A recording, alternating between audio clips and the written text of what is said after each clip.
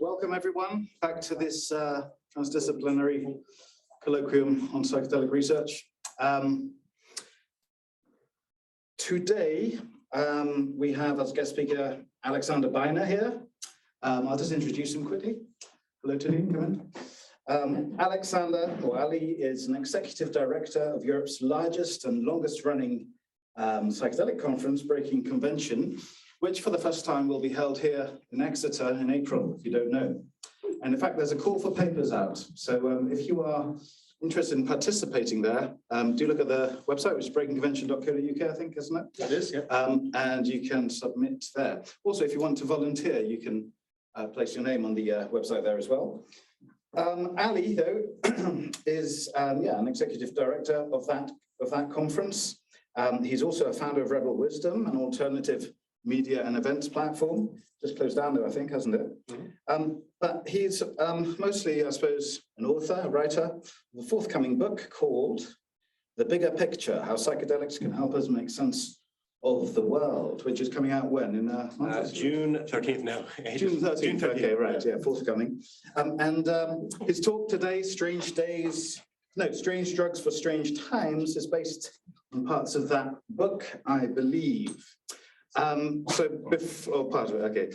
Anyway, I'll just say, for those of you who, it's going to be about a half-hour talk, I think, no slides, and then Q&A session. But if you do ask a question or participate, you thereby give consent for this recording, just so you know that, okay? Anyway, can we all please welcome Ali? Coming and online. This is the first time I've tried to give a talk with a Cocker Spaniel, so my dog River. If she looks bored, it's not that the talk is bad, but she's heard it before. She should settle down generally, but she is a pretty energetic dog at times. Like Peter just said, this talk is really drawing on the research in my book, The Bigger Picture, which comes out in June, and then also drawing on research and conversations I've been having for the last, probably 10 years or so, really around the question of how can psychedelics change society.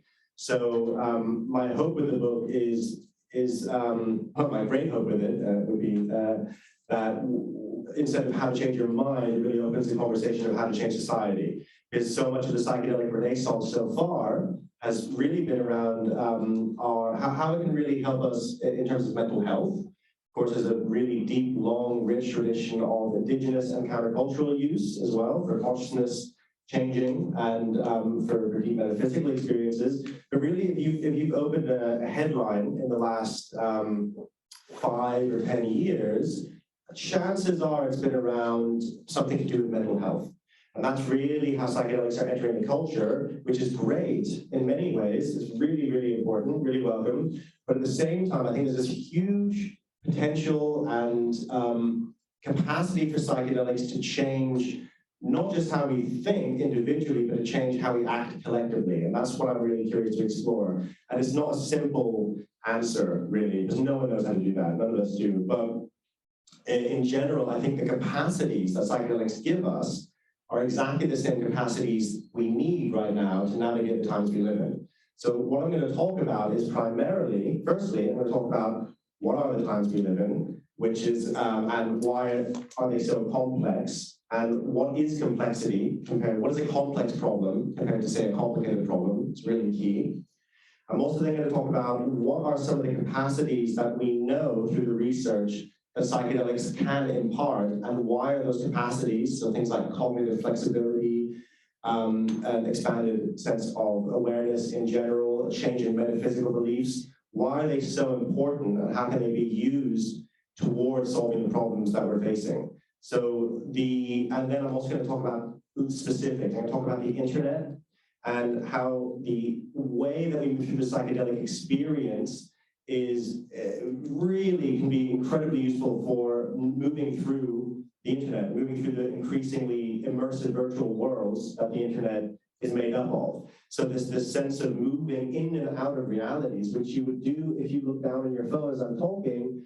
and then look up, you are doing what shamans, in some way, some version of what shamans have been doing for thousands of years. You're dipping into one reality, a reality made of symbols and memes and concepts, and then you're dipping into the physical world, back and forth, probably hundreds and hundreds of times a day.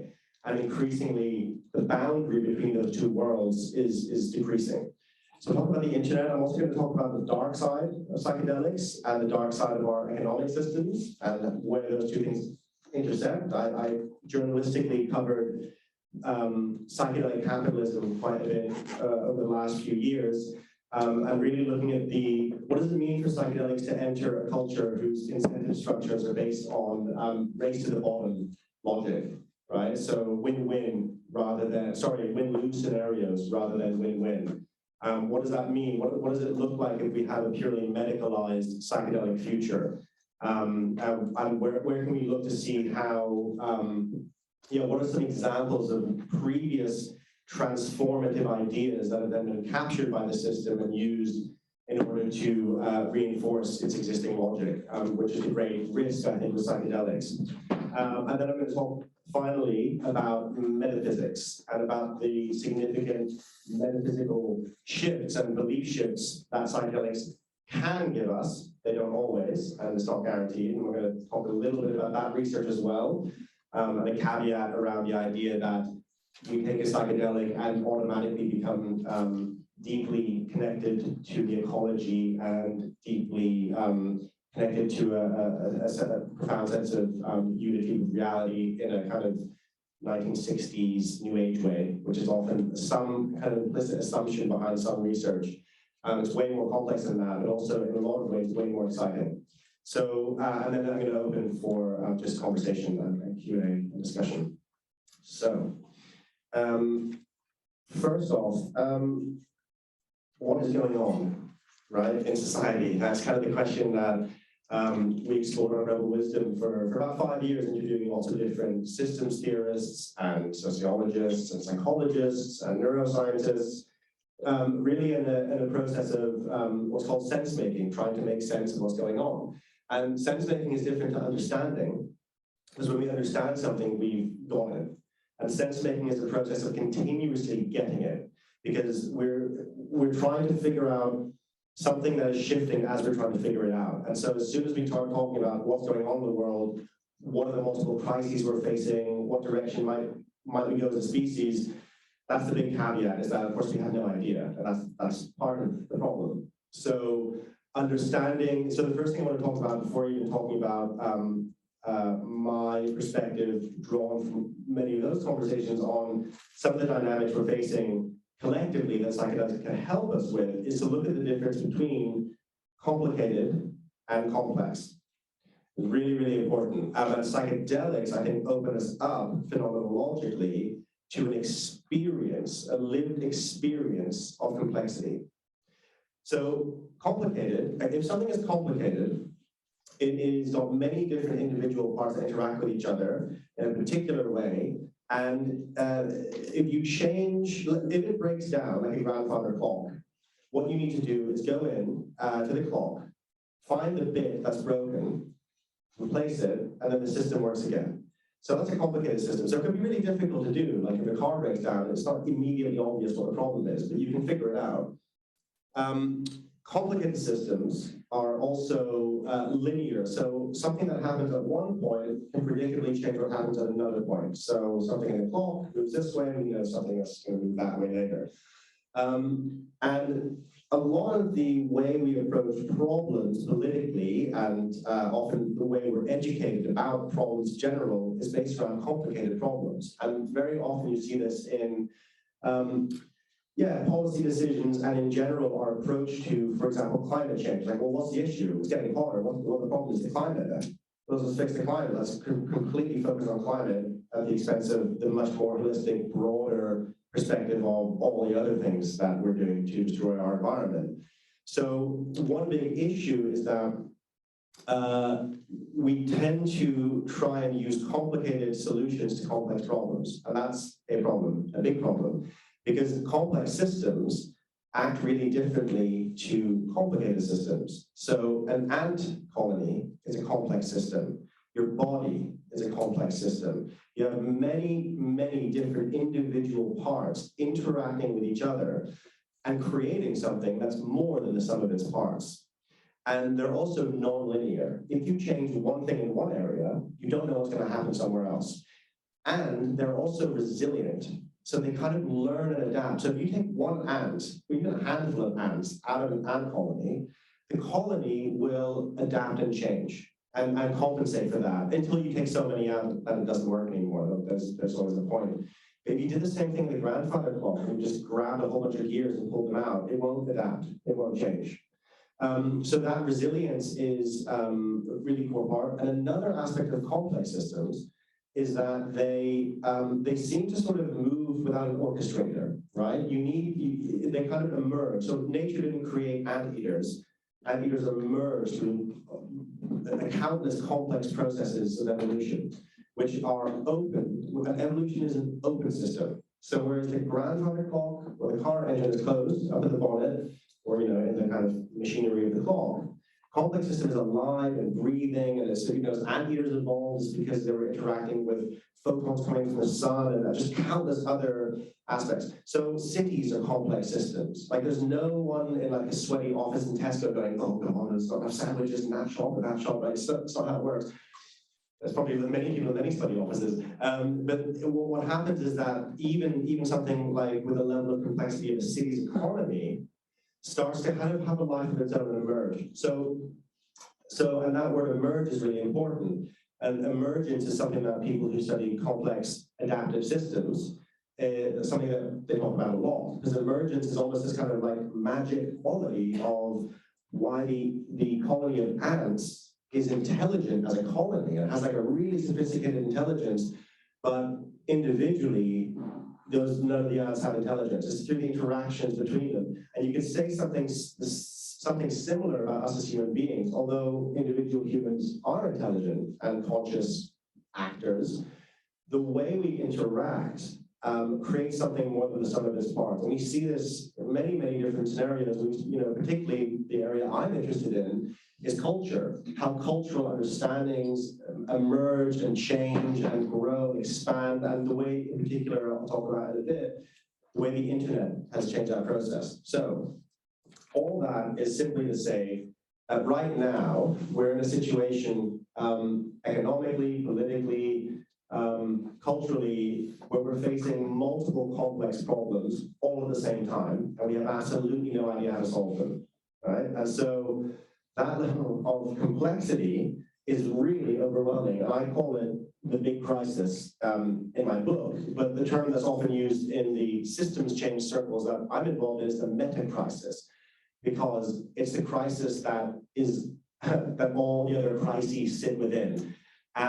Timothy Morton has a great concept of called a hyperobject. And a hyperobject is something that is all around you, but when you see an individual example of it, that's really just, so for example, all the plastic in the world is a hyperobject. You can't see it, there's so much of it. You see an individual piece of plastic, that is the thing, that's the problem in a way, plastic pollution, but it's not the problem, it's just a piece of plastic. So the actual problem is sort of this huge, hazy thing that you can't really grasp. So when you're trying to figure out how do you solve problems that are so vast and big that you can't even grasp them, usually what happens is we get kind of paralyzed. Or we have answers to say climate change, where it's like, well, focus entirely on the individual. You should look at your plastic pollution and stop doing that. Because we don't know this kind of next phase of how to do things collectively. So the big crisis includes the meaning crisis, which is a term coined by a cognitive scientist and professor at the University of Toronto called John Vervaeke, who's a friend, and I would say that probably all the people whose work I've come across in the last few years, one of the most influential. So I'll talk about him a few times. The meaning crisis is the sense of why culturally, particularly in the West, we don't really know what we're doing as a culture or why or where we're going or why we should go anywhere. Like, are we trying to colonize Mars? Are we trying to reach a sort of utopian vision of something? Are we just going to consume ourselves to death because there's just no point in doing anything else because our worldview doesn't allow, we don't know. So there's this lostness and this untetheredness in culture. It's a huge topic, and if anyone's interested, Vervaeke has a series on YouTube called Awakening from the Meaning Crisis, which is 50 hours long, and really worth it. I haven't seen all 50 episodes, but he starts 20,000 years ago with shamanism and goes all the way through to now to kind of really look at the roots in the East and the West as to how we got here. But I think what I've noticed, certainly in my own feelings, and when I talk to people about this, is that many of us relate to the sense of not really knowing what are we doing on a collective level, even if we might know on an individual level. Like if we were to ask someone on the street, what's virtuous and important in life, it's quite a difficult question to answer because we need our culture. We need a kind of collective process of figuring out what we're doing. But if you ask someone who was, someone in the Middle Ages, it was an easier answer because God was probably the answer that they would give. And a big part of the meaning crisis in the West is this hole of left behind by religion, what Nietzsche called the dog-shaped hole in society. Right, so once we take away something that has coherence and meaning for all of its faults as well, religion gives us that. It gives us an explanation as to why we suffer and why we're here. When you take that away, things rush to fill the void. So ideology rushes to fill it. So political ideology becomes almost religious in its quality, which we certainly see online as well. Ideas, and also identity. Right? Identity becomes this thing we're absolutely obsessed with because that's where we become unique and special. And that's what seems to, we're told is the transcendent thing. Your individual unique expression is the transcendent thing. But then we're also told at the same time, but you're not really anything. You're just sort of matter that's animated. You have no free will and you're pointless. So this is kind of incredible performative contradiction at the heart of society. And there's many other aspects to the meaning crisis. I have a Christian friend who once said to me, Christians don't have a meaning crisis. What are you talking about? That's actually a really good point. So it really goes to the core of our kind of religious understanding. Then there's also a crisis in trust, right? So there's a crisis in trust in our institutions. And, bear with me, or I deal with, oh, I see what's happened. She is stuck. Yeah. There we go. So we have the crisis of trust in our institutions. Like, I'd be really curious actually here, raise your hand if there's an institution, like for example, academic institution, medical institution, government, the military. Raise your hand if there's an institution you trust, like with 85% certainty, you really trust that institution. Mark, what institution is that? I wouldn't say necessarily the national level, but my local church. Yes, okay, that's really interesting. So in case, I don't know if people online here, but there's local church. Does anyone trust a large institution like journalism, for example? Raise your hand if you really trust journalism. No, yeah, that's often the way. Generally, we have really significantly declining rates of institutional trust in the West, which are getting worse and worse over the last 30 years. And that's a massive problem because our psychology is weird, which is Western, educated, industrialized, rich and democratic is a really useful term. That comes from the work of Harvard psychologist called Joseph Henrich, who's also very worth checking out his book, The Weirdest People in the World.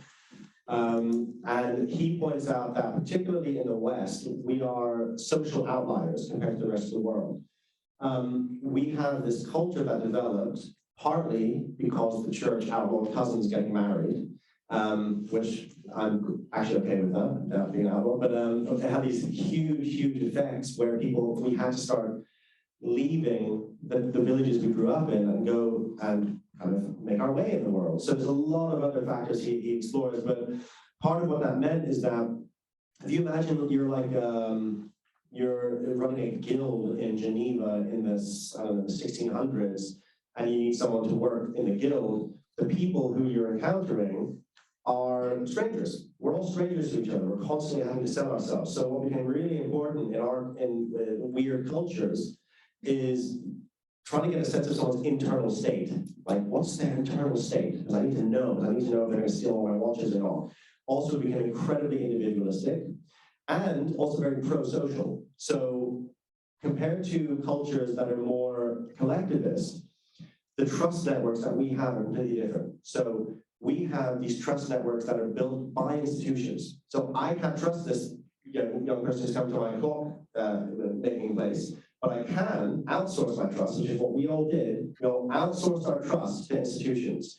Whereas in many more collectivist cultures, there is a embedded network of kin relationships and obligations. So it's harder to cheat in that system because everyone knows everyone. These relationships are quite embedded. He points out that there tend to be more shame-based cultures rather than guilt-based cultures. So we have a guilt-based culture. So if you don't go to the gym when you intended to, and you come home, you might feel guilty, but you don't feel shame because if your neighbor found out, you wouldn't care, right? Shame is very different. So it's a lot of different aspects of that. So the point there is we have to trust our institutions. We have to. In the kind of society we've made, the kind of cultural operating system that we have in the West. So we can't trust our institutions, we can't trust each other. So there's a huge decline in institutional trust as well. There are many other aspects to the big crisis. And the ultimate, kind of where it leaves us is facing so many complex problems that we don't know how to coordinate. And the internet is where we're trying to coordinate, but it is a bit of a shit show. And it's almost impossible to have a nuanced, reasoned debate on the internet. So the town square, where we're getting our information, if you go on Twitter to find something out, you're going to have to sift through propaganda pumped out by a click farm in somewhere in Indonesia, your aunt's mad conspiracy theories, your some good information, bad information, just to find out, should I take a vaccine or not, right? So every single person now has to become sort of like an investigative journalist or have at least the skill sets of discernment and agency and wherewithal to go, all right, it's kind of up to us to figure out what on earth is going on.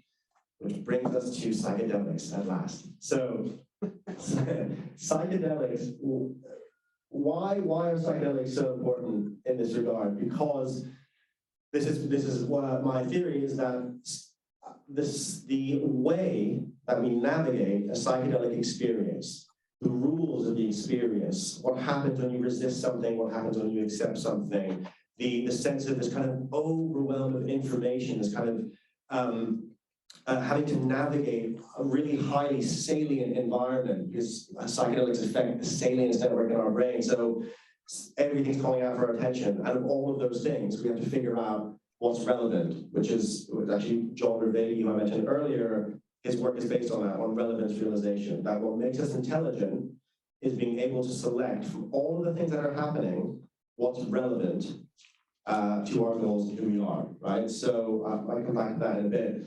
But psychedelics, to navigate a psychedelic experience well, we really have to have the level of wherewithal and focus and self-awareness, emotional and cognitive flexibility to kind of delve deeply into ourselves and delve deeply into our own experiences as a human being and come back with new insights.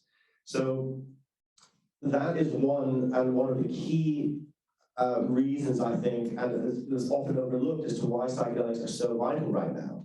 Because those skill sets they're not really nice to haves anymore. We need them. We need to find ways to navigate complexity in completely new ways. And another thing that psychedelics do is they give us new frames on ourselves and existing problems. So if you imagine that the way that we're all perceiving the world at all times is governed by a particular perceptual frame of the world. It's like wearing a pair of glasses, right? What practices like psychedelic experience, or let's say an intentional psychedelic experience, or mindfulness, or a movement practice, what they have the capacity to do is to help us take off our frame, to zoom out and go, oh, wow, look, my frame was broken. Like, I've been doing this and this and this, and I was completely caught up in this particular way of seeing the world, or this relationship, or whatever it might be. And actually, poof, I've had the eureka moment of, aha, no, my frame was too small, or it was broken, or it was cracked. And then we need to zoom in and have practices that allow us to then apply that new frame on the world and see it anew, and usually get a sense, checking whether we're seeing things clearly. And this continuous process of like breathing in and breathing out, of breaking our frames and making new frames.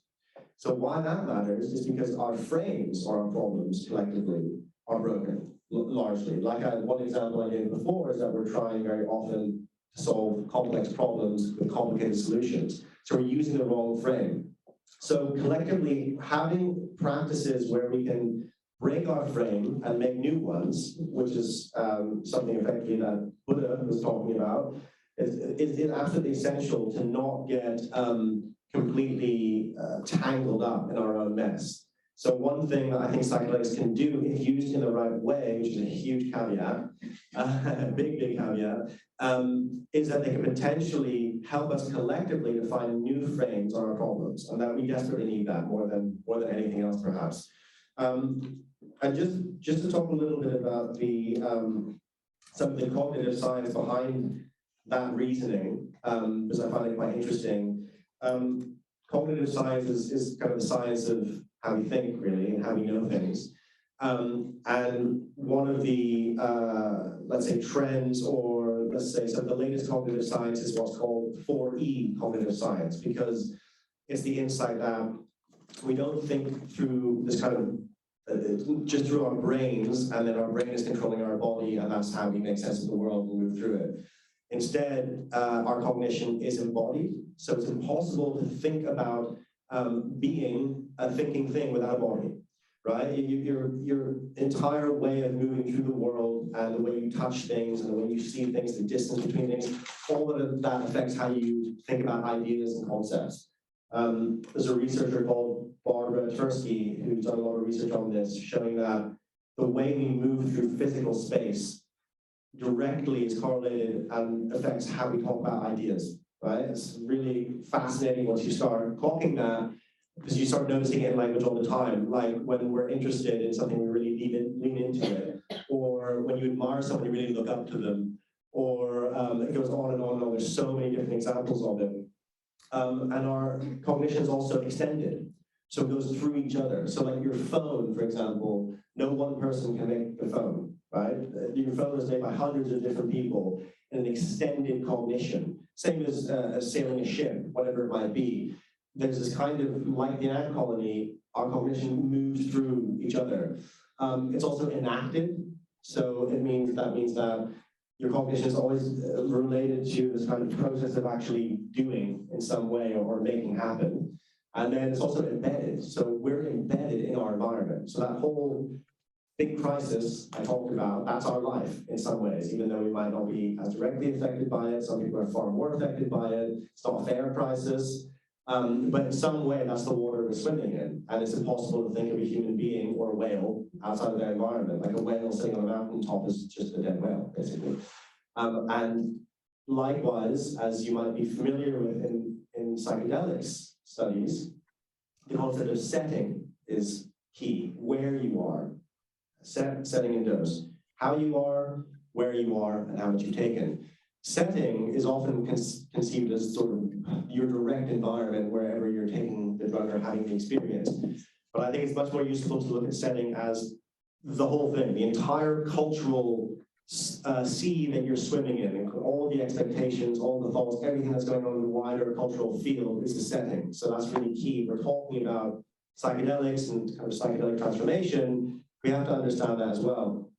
And then there's a few other E's have been proposed by Rebecca. I mentioned one of them is emotion. So our cognition, the way we think, feel is deeply related to care, what we care about, what you're thinking about, what you're saying, the information you're finding through all the different things you could be thinking about, because there's some level of care and emotion in it.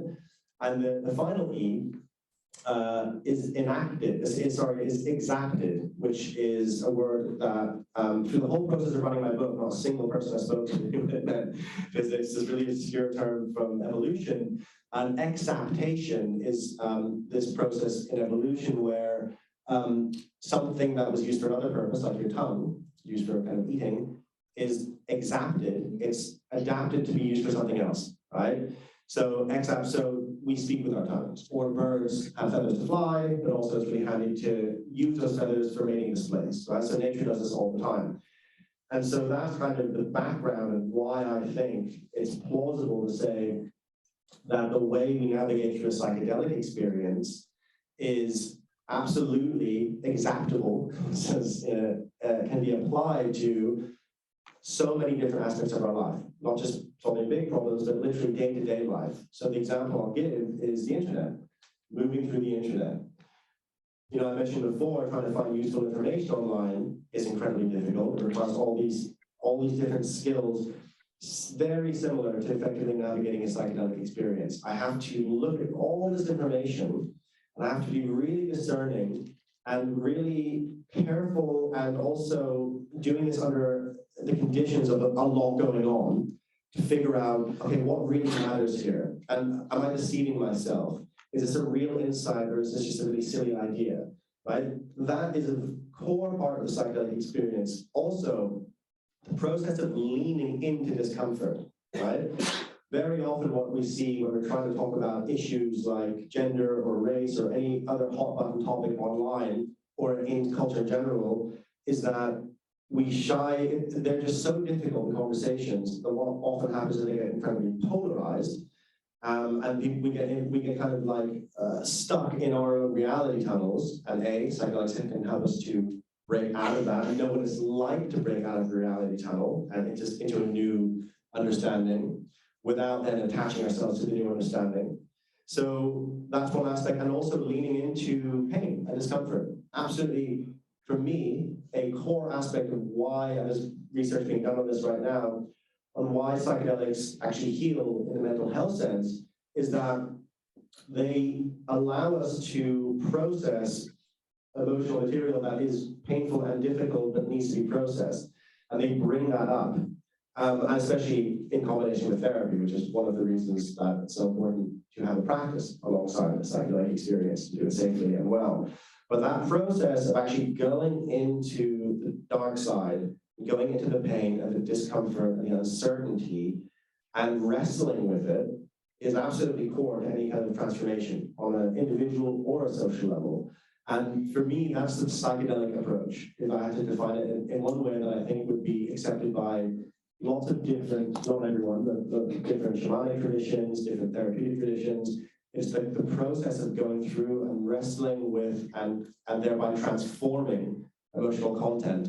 And that is another thing I think we need collectively right now in a very profound way.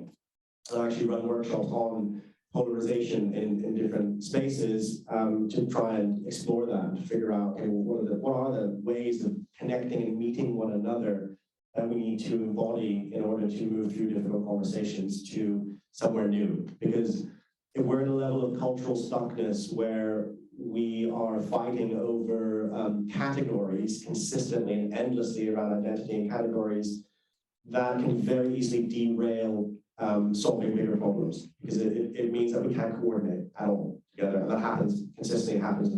I'm doing a project with a big climate change charity, and they have exactly that problem. There's a sense of feeling that anything they do is going to be enacting a particularly kind of colonial mindset, and therefore they feel in this kind of stuckness.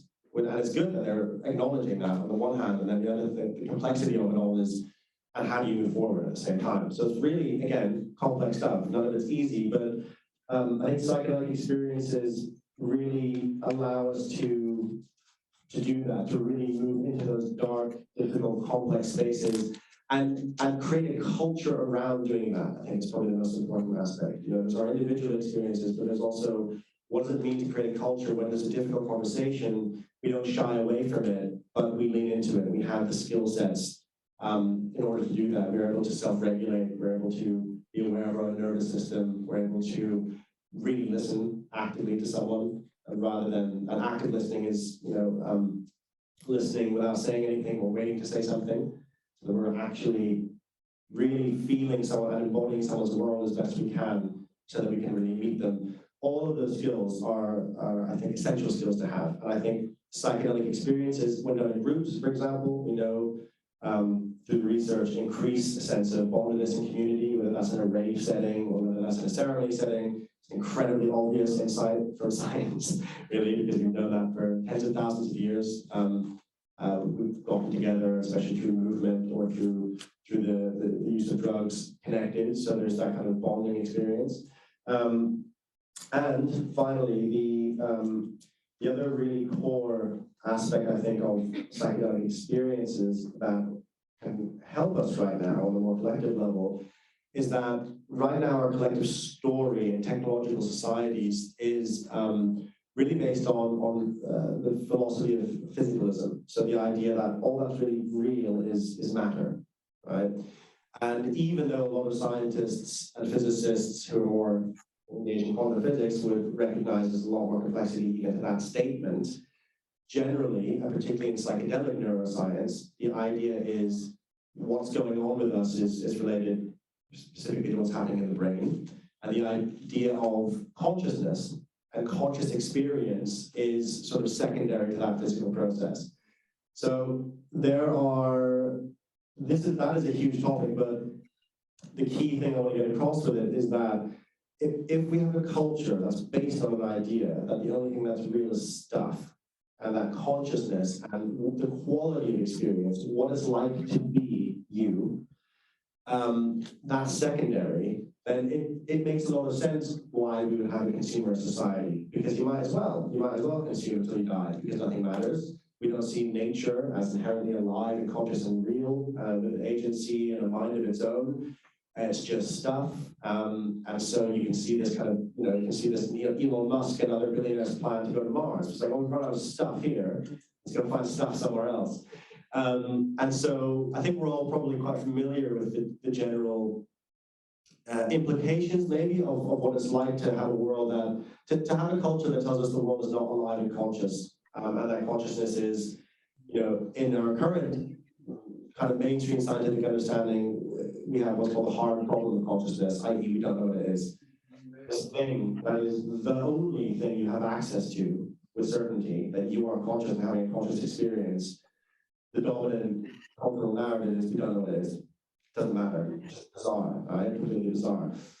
Especially bizarre is that most psychedelic research is the research not of those conscious experiences, but of the brain analog of what's happening in the conscious experience, right? So I did and this is kind of part of the narrative thread in my book, is the experiences I had on Imperial's recent DMT extended stay trial, which was pumping us full of TNT for 30 minutes, for kind of 40-minute experience rather than a normal 10-minute experience, which was profound and beautiful and fascinating, and also really weird at times, because you have neuroscientists who are doing their best to understand what happened. And what struck me is I was like, basically them looking at the readings of the EEG cap I was wearing as I was in the experience, and then saying that this is the experience.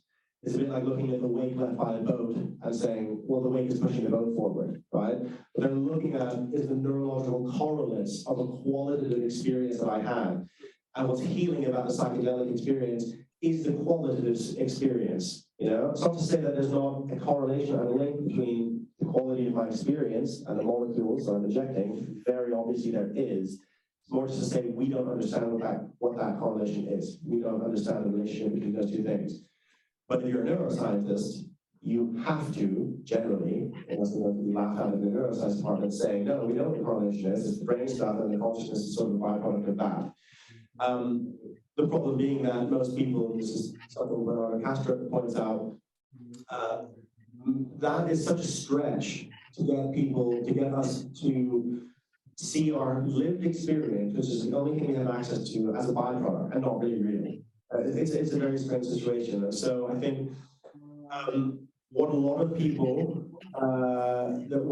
have is an experience that after they've taken a psychedelic, their experience moves towards more of a panpsychist or idealist viewpoint, i.e. seeing consciousness as fundamental and matter as related to consciousness but not the primary. And I think there's some audio coming out of the thing. Sorry, this is off Yeah.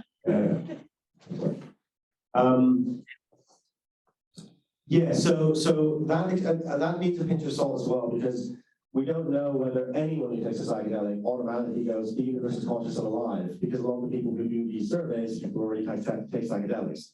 And there's a recent paper on nature connectedness and psychedelics, which pointed out that the thing that most indicates whether you're going to have deep in nature connectedness when you take a psychedelic is having taken a psychedelic previously, right? So, so we have to be really careful with that research. But I do think, all of that having been said, I do think psychedelics open us up to a more of a perspective on the world being alive and conscious, and a universe having consciousness deeply embedded in it, because I think that is actually true. I actually think a lot of the insights we have gained from quantum mechanics do suggest something like that. And I think the physicalist position is untenable. It doesn't make any sense, so, for various reasons. So that, for me, would be the most significant shift.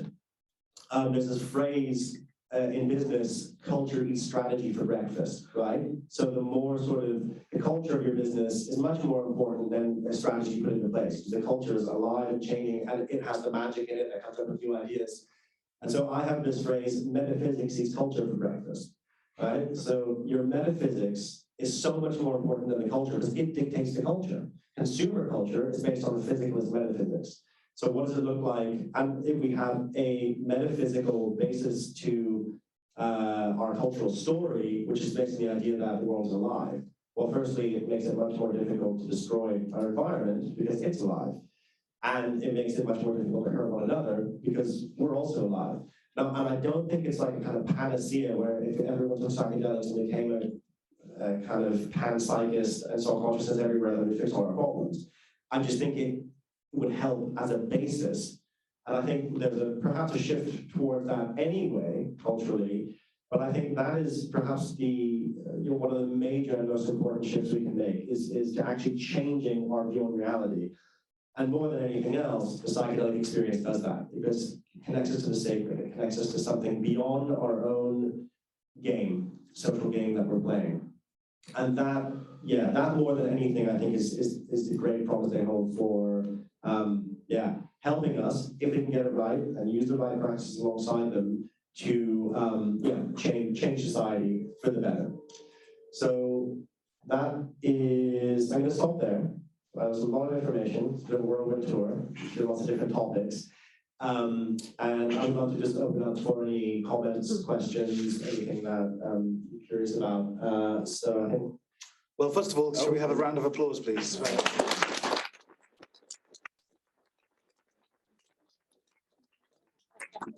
Relatively good.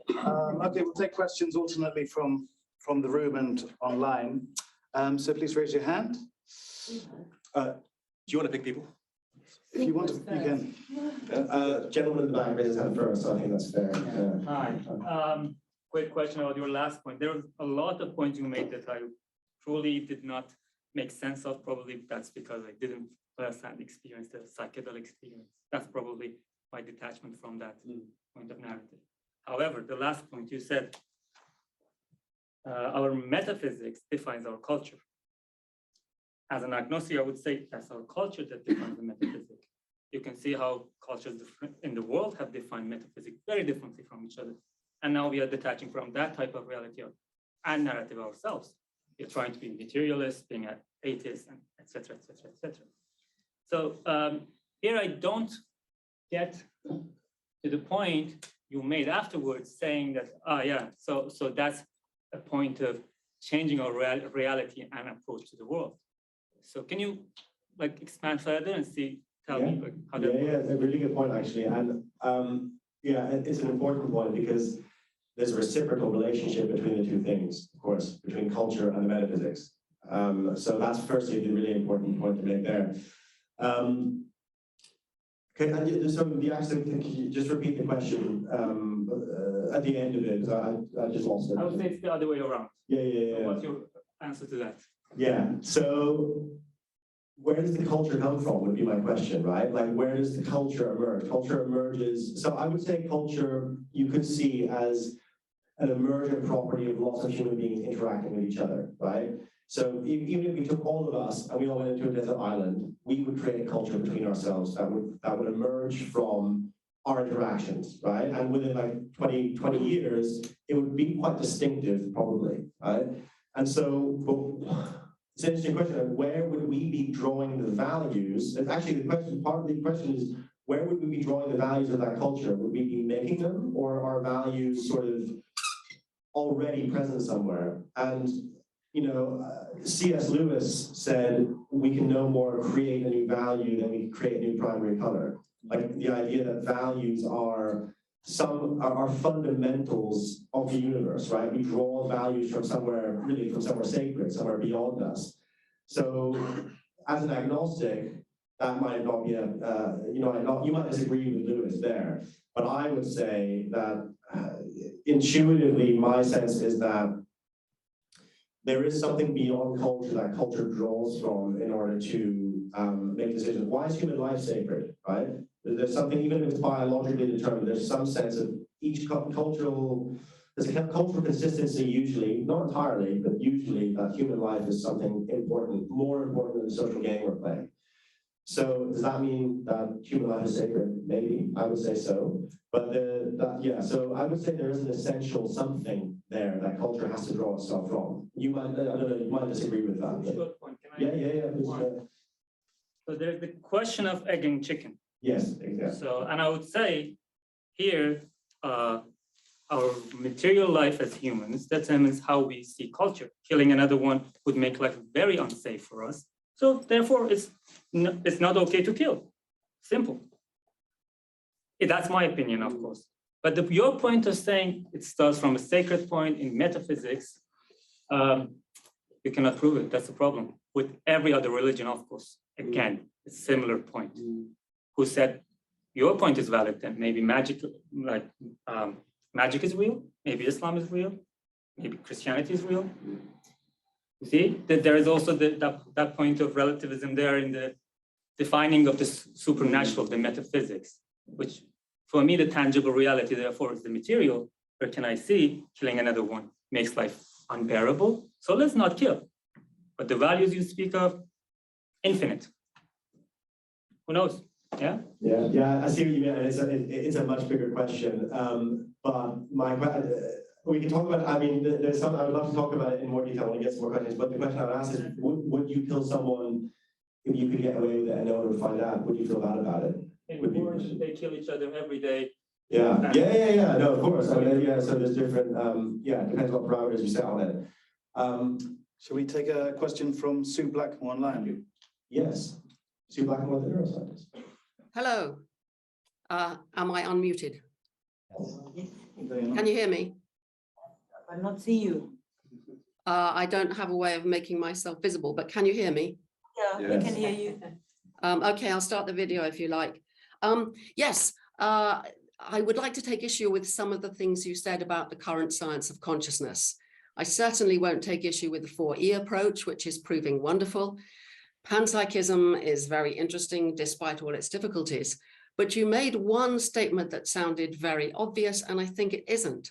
You said the one thing we know about, you said the one thing that we all know is that I am conscious now and what I am conscious of now. I think that is not true, which is why I take an illusionist view of consciousness.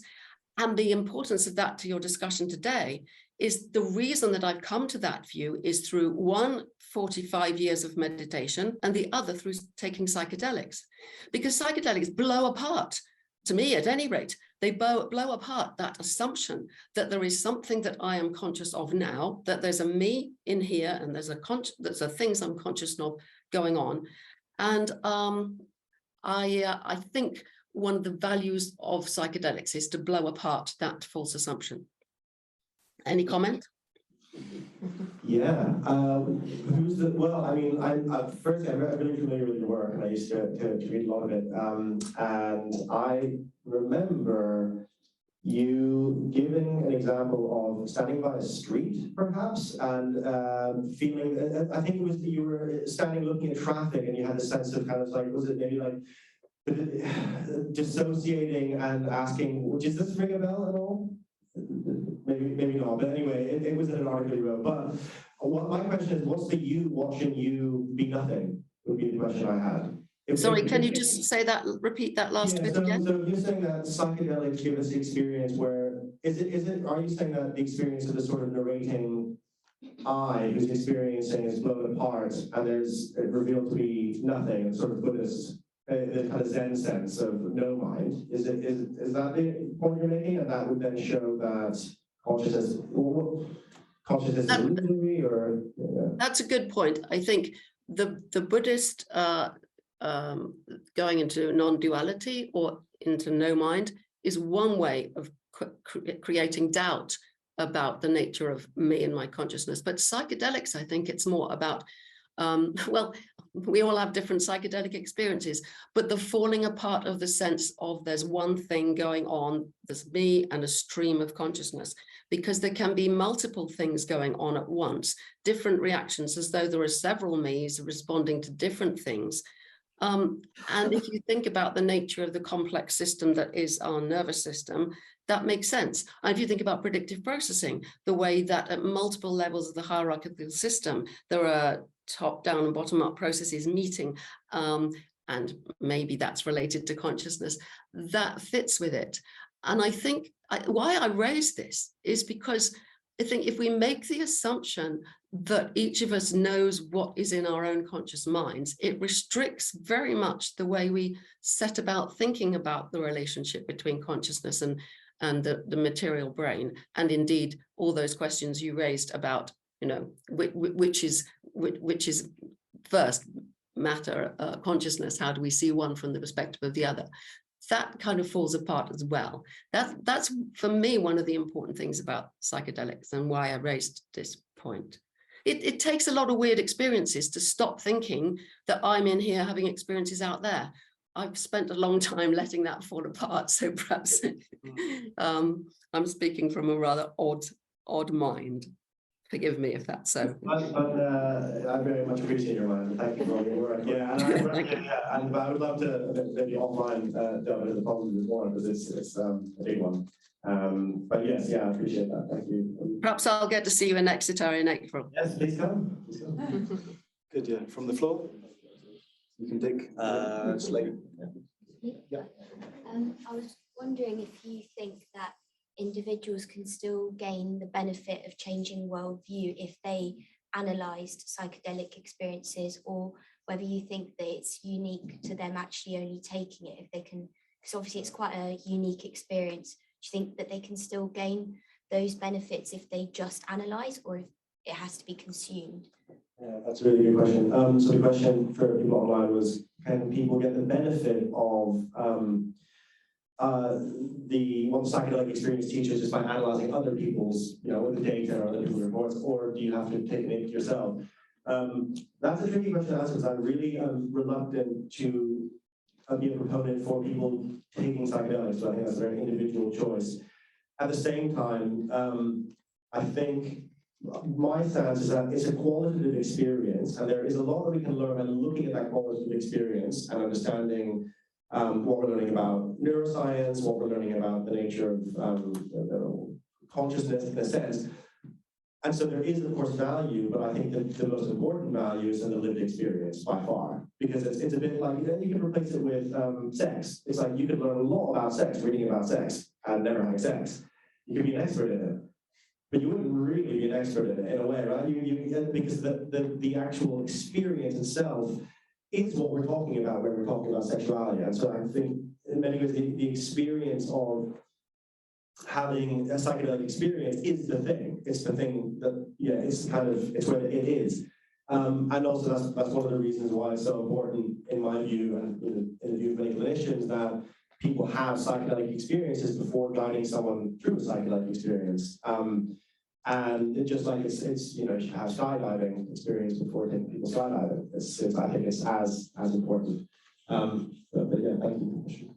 Okay, can we have Ernesto online, please? Hi, hello.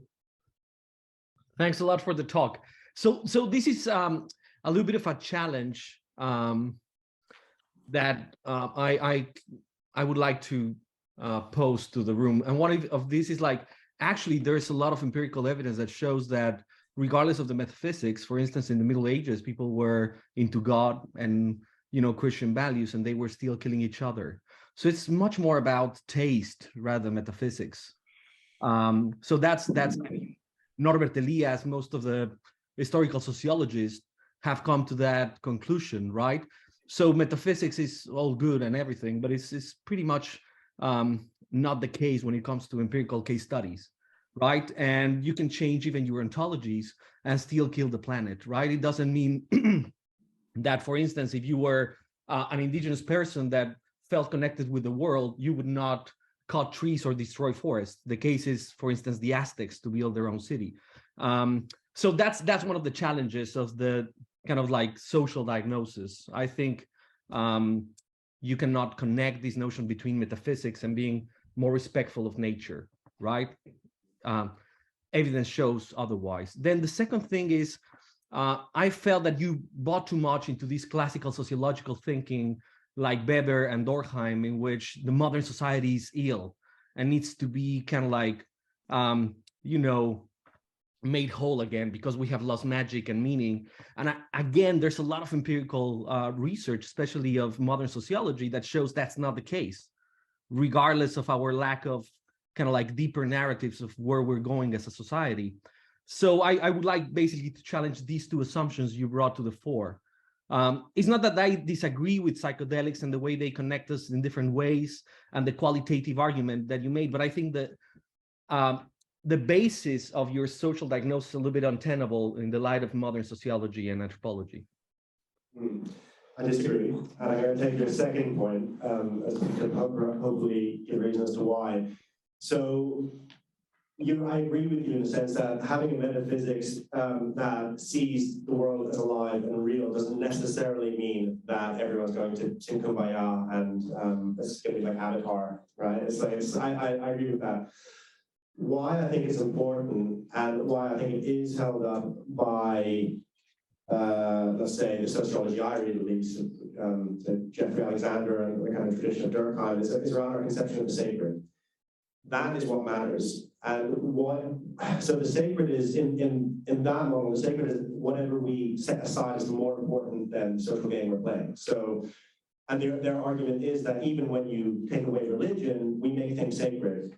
Human life is one thing I mentioned. Sometimes our sports team is sacred. Democracy is something often we see as sacred. And my position is that the culture we're in makes the wrong thing sacred, right? So that's the point I'm making. So it would take a really long time to go into, but like where it comes from is the sense of the multipolar trap and the idea of Moloch, which is worth checking out if people are interested in that, as to why society is broken, because we have incentive structures that lead us to zero-sum games. So we have situations where our values are captured and we're forced to play a game in such a way that it destroys the commons around us. And I think you'd be hard-pressed to make the argument that that's not happening, whatever school sociology you're looking at, that the game we're playing, so to speak, is leading to an outcome which looks something like extinction unless we do something different, unless we play it differently. So how we play that game differently, I don't know exactly, but the best solution I've come to is that the value system needs to change, but for the value system to change, the ontology, the belief about reality underneath it, has to shift alongside that. You can't have a value change that's effective without a change in your conception of reality. So it's a much bigger topic, but that hopefully points a little bit to, or clarifies a bit where I'm coming from, what my position is, or not. Sorry, I didn't hear the last part of the question. Or no, that was just me saying, hopefully that clarifies it a little bit. There isn't a huge amount of time to go into it in more detail, but hopefully at least clarifies my position somewhat. Yeah, okay, thanks. Should we get the guy right at the back there who's started with his hand? First of all, thank you for being here and for your time. But I think you have literally no idea about the rest of the world except the Western world which you are living in, because you mentioned something as meaning crisis, And then you refer to like some peoples are living somewhere, they have support of their family, they're living with each other, they are happy, very exotic definitions. And probably you mean like people who live in Western Asia, or as probably you know as Middle East or other places. But unfortunately, we are all suffering from a crisis, meaning it's a global issue. It's not just for you as a Western people. People are all in different places suffering from this crisis, as you mentioned. And if that's the point, why primitive people use psychedelic? They should have be very happy. They have like support of their tribes.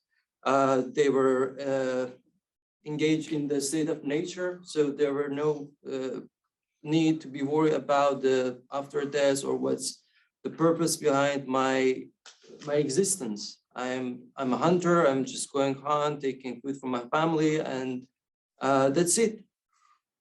The second point, you said something about the function psychedelics has for going behind the reality. And I found it, you mean like people use psychedelic when they're like desperate and they're just stuck in this terrible world.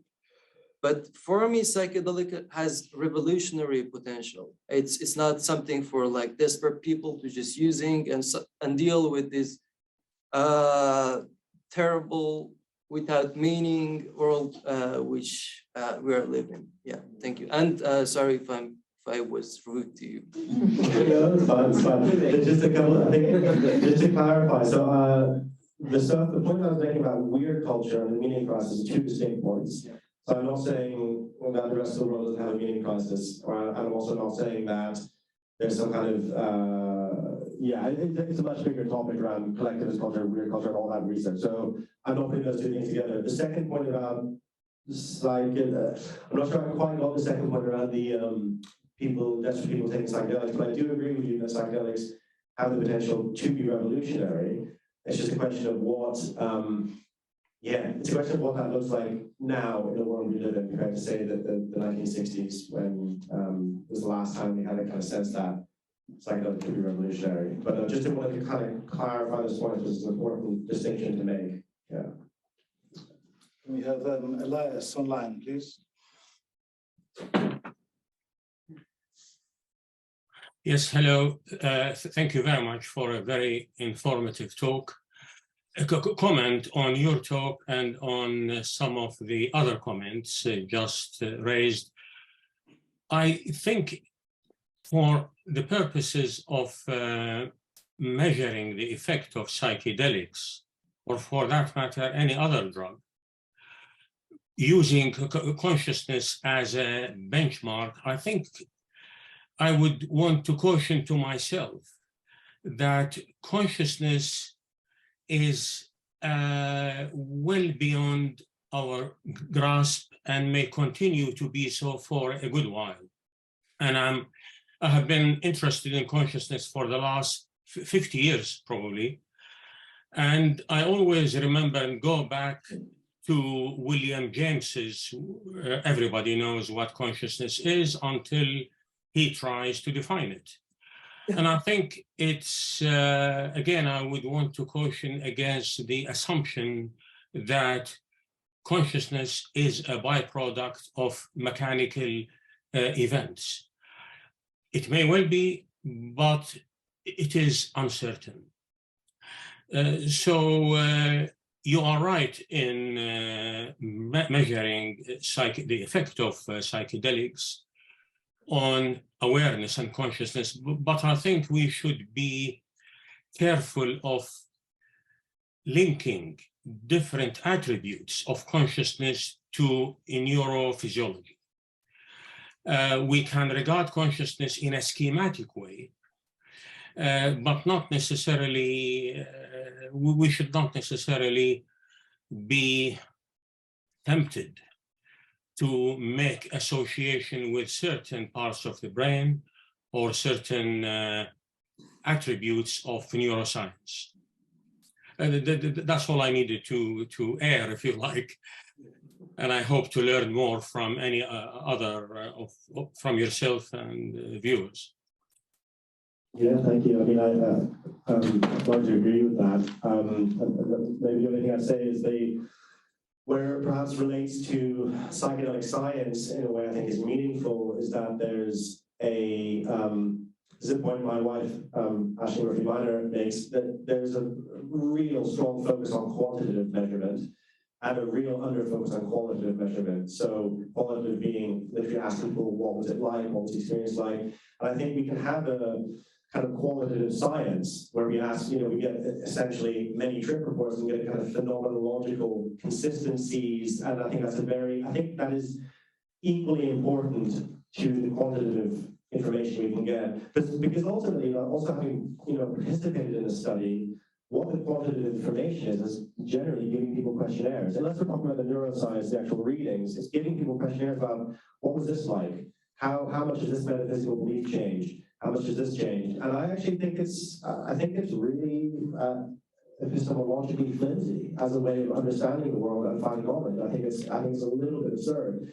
I think we get so much more out of having a much more sophisticated qualitative understanding of what's actually happening when people go into these spaces, because that it has utility. Because if we can find out that there are ways of approaching the world, ways of thinking, ways of changing your mind, ways of navigating reality that make your life considerably better, and you have more creative ideas and you're more compassionate, I think that's a lot more valuable than what we're currently looking at, often in the psychedelic renaissance, which very quickly, a lot of these psychedelic pharma companies are realizing that it's the quality that matters, not the drug and the quantity and the quantitative information. At high life sciences, just their stock just dropped really considerably recently. I think that's probably going to happen over and over again as people realize that it's not just the molecule, it's the whole world around and the whole experience around it, and that just does not fit into most pharma companies' models of profit of the world. So, Thank you, Vic. In the back. Sorry if this is like a really dark question, but if like you said, like psychedelics would make society less broken and there's potential for a societal revolution, but so many societies and like indigenous tribes have been doing psychedelics for thousands of years and it hasn't happened yet. So if it hasn't happened yet, why is that, and what needs to change in the way we're studying and doing psychedelics for that to be able to happen? That's a really great question. My friend Jules Evans wrote an article called "Dude, Where's My Paradigm Shift?" Making the same point about sort of new age. It's like, okay, great, where has law of attraction gotten people transform the world? And it's a really important caveat that I probably should have made more. I think we don't know yet how to use psychedelics to change society, right? I think we have no idea. We don't know what protocols. We don't. I mean, one really interesting place to look is the work of Vera Rosman at Imperial, who has been bringing together Palestinian and Israeli groups who drink ayahuasca together and using intentionally using it as a conflict resolution framework. And it really is. I mean, I think that's a really nice microcosm of just how complex rather, it will be to use psychedelics collectively to solve our problems. It's not going to be easy. You have no idea how to do it. My argument is more that we should put energy into it and try, because I think it's a kind of a high risk, high reward scenario, because if we can do it right, even if we get halfway there, we can end up with some really significant new ideas and kind of breakthroughs. But what they found is that it was really complex. Sometimes people at the group would bypass with this idea of we're all one, and what is the conflict anyway? Because ultimately everything is one and we're all connected. And then, like, the next day it was like someone would start singing in Arabic and it would trigger someone, and that get into a whole process. It was like, screw you. Like, this is, and also the realization of like, you're in this bubble of this ayahuasca group and you go back to your life and it's like, well, hang on, no one cares about our kind of deep connection. But also there's these really beautiful examples he gives of, a couple of people moved to the same city and became friends and started, helping each other move house. And I genuinely think it's a level of something I talk about in the book a lot. It's a level of relationship. It's ultimately the big crisis is, the meta crisis, whatever you call it, it's a relational crisis. It's about how we relate to ourselves and how we relate to reality. And so that relational process is, I think, the most interesting place to look. It's like, how can we come together? How can we find new ways to coordinate and to solve problems and to talk about difficult topics? And that's where I see personally, that's the area I'm kind of most qualified to look at with psychedelics, and that's the area I'm kind of most interested in. But we have no idea. All our protocols are really based on individual issues and mental health issues, and there's far less research going into, well, how do you do these group processes that could really, solve problems, for example. And that's, I think, I'm hoping will happen more and more. So, yeah. So Mark online, Mark Anderson, please. Hi there, can you see me? Yep. Hi there. Just first of all, to say thank you very much. It was really interesting to hear you speak about it, because I've only just become aware of psychedelics. I'm a psychoanalytic and psychodynamic psychotherapist. Far too many psychos in that title. But what I'm really interested in is your thoughts about the actual experience, because when I'm working with patients, if they bring in unconscious material, and I kind of understand what Sue Blackmore was talking about, this idea of kind of splitting of egos and different experiences that comes to the foreground into the conscious that we are unaware of. When I'm working with the patients and I interpret their say their dreams or their experiences, I'm working with the unconscious coming into the conscious, but it's been stimulated by emotion. When working with say a patient who is going through, say, microdosing the psychedelics, what I'm wondering is if it's a chemically induced experience, is it that I'm interpreting the experience itself of the chemically induced experience, or am I actually interpreting pure emotion? Because, one is chemically induced, the other one is not. Well, kind of is, but it isn't. Does that make sense? Yeah, it does, but it is. This would be exactly what I was going to say. Everything you're experiencing now is chemically induced on some level of looking at it. But just to clarify, so are you saying, is the question, is it real emotion, or is it because it's chemically induced, is it real, is it that, or is it something else? Yeah, I think I am asking that because when I've read, and again, hands up, I've never had a psychedelic experience, so I'm kind of a little bit in the dark here. When I read about extreme experiences, people saying, well, walls are melting and physics is all awry in their minds as they're having the experience. It isn't always like that in dreams. Dreams are actually much more sedate than that. So I'm just wondering about the level of experience within a psychedelic experience, with it being chemically induced. And while dreams are still chemical expressions within the brain, in effect, just think about Elias's thinking there. I am still very cautious about the psychotherapeutic benefits of psychedelics with patients, beyond the fact that there is, some sort of serotogenic aspects to it. They kind of bring down depression and help that way. So I'm just wondering about the experience itself, really. Yeah, I guess I would say that it's more helpful to look at it therapeutically, perhaps, through the perspective of the lived experience that a patient might have. So their lived experience of a psychedelic experience and the unconscious content they're going through on that, and through their experience of interpreting a dream with you as a therapist, both of those are equally artificial and real, I would say. Because was it Satz, I think, said, therapy is sort of like a paid friendship, in a way, right? There's an artificiality to the process of the therapeutic relationship. You could argue. There's no friendship.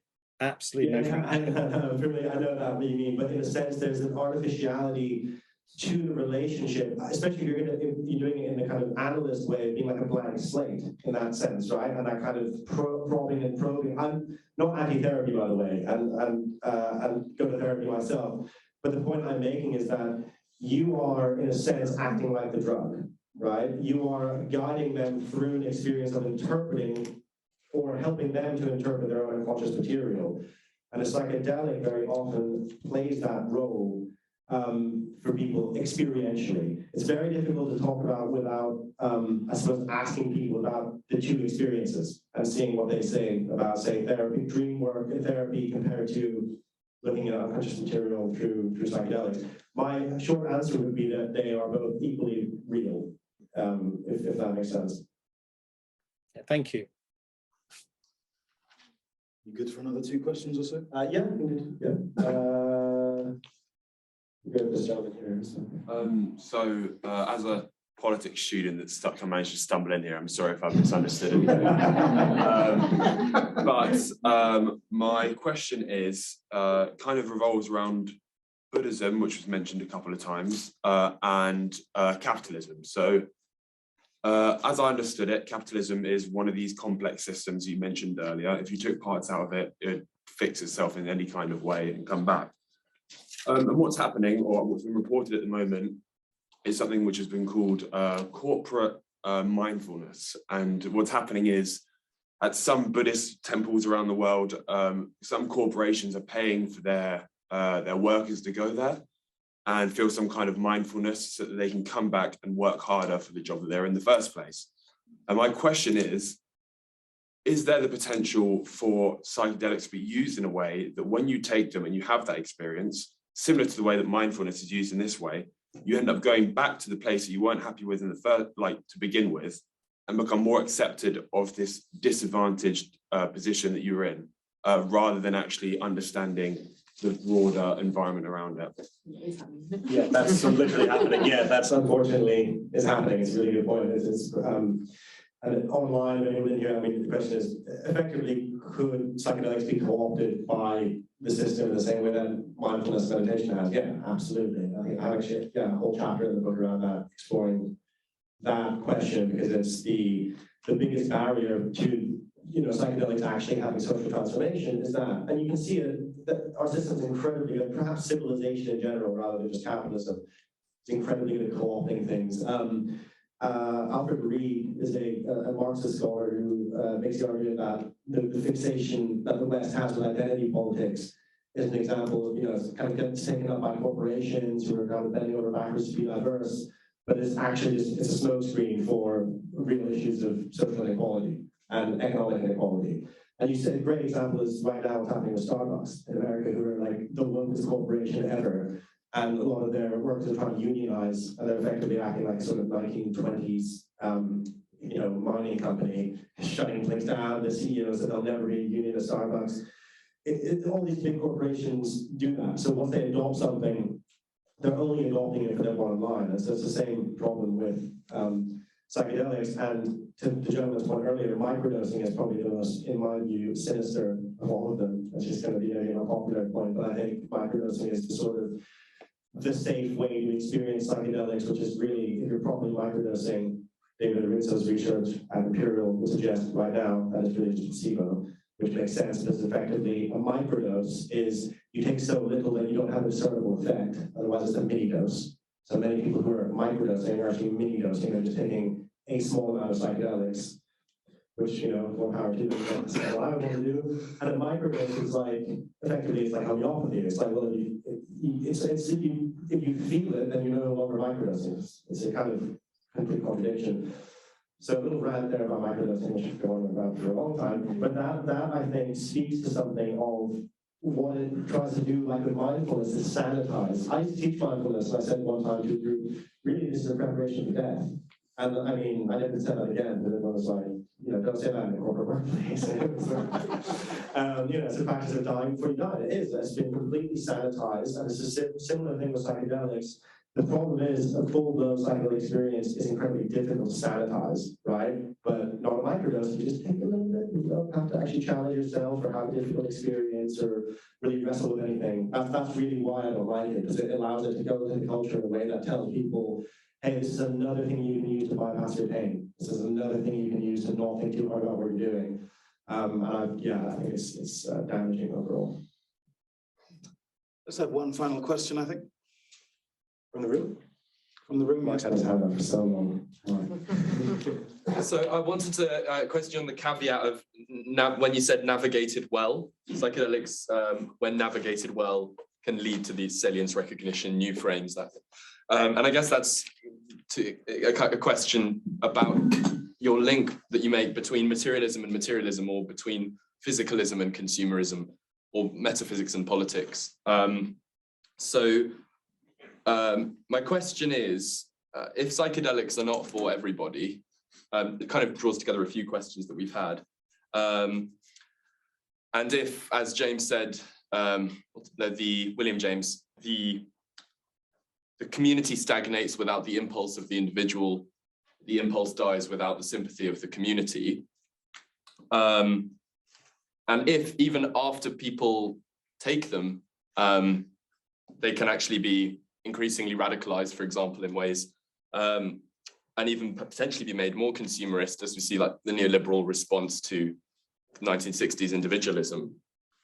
And the hippies and the yippies, you know, change yourself and the society will change society, yourself will change. What specific structures would you want to see changed to have a better, to use a phrase from your wife, the psychedelic infrastructure? If they are, in the most non-culturally contingent terms, just non-specific amplifiers, what specific structural changes would you propose? Yeah.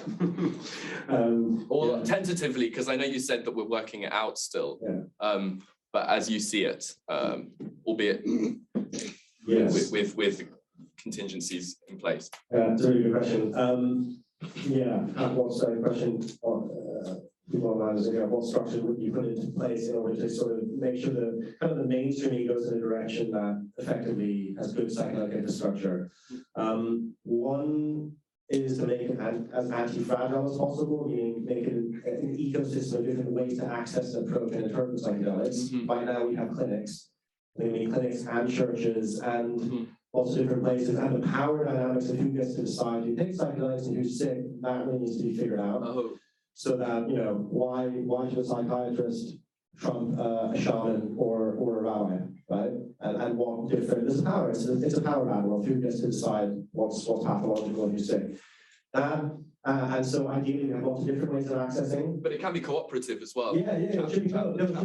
Yeah. Absolutely. There's certain, if someone has a particularly something that they need to work on, which is best suited for clinical work, 100% agree with that. But sometimes chaplaincy is what's needed.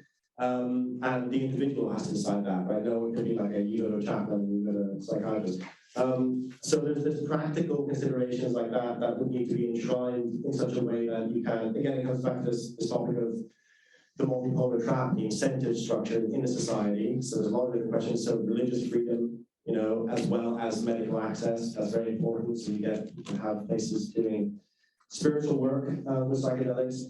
And then also the bigger question that keeps me up at night is like, you know, I think the biggest threat is, you know, which has come up a few times now, I think we have this deep cultural narcissism, which also psychotherapy, I'm not going to blame psychotherapy for it, but it's certainly added to it, the focus on the individual and the focus on the individual. And this idea, I think you mentioned it, or someone mentioned it, that if the individual changes, if enough individuals change, the whole system will change. But I think it's bollocks. I think I think it's just a theory of change that doesn't pan out.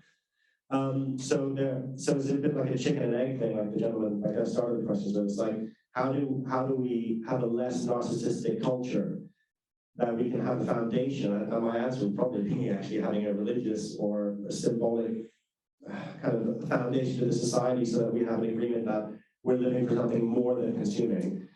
Where do you draw that from, though, right? It's such a difficult perennial problem. I think more likely is that, you know, we're increasingly, I think, seeing new religions kind of forming online. So I think it's more like an emergent process. It's more like a wave we're going to have to ride. But I think that wave is moving towards some rejection of a consumerist model, and it can either be a wave that takes us to some weird psychedelic dystopia, or to a kind of a nice psychedelic protopia, which is a sort of slightly better world that psychedelics have a role in helping us get to. So it's maybe a good place to end. Ambiguous. Okay, thank you.